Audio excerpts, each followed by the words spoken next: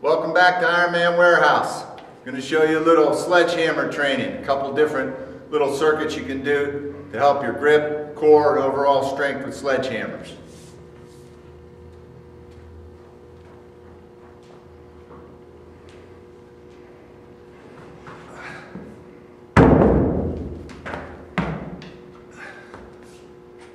Straight overhead, down.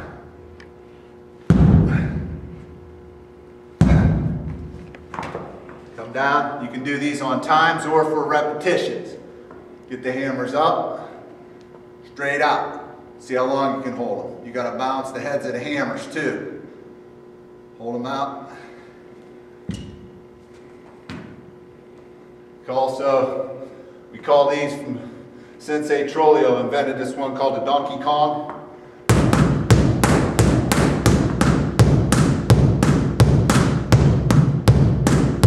Watch you don't hit yourself in the head. Then the bass drum.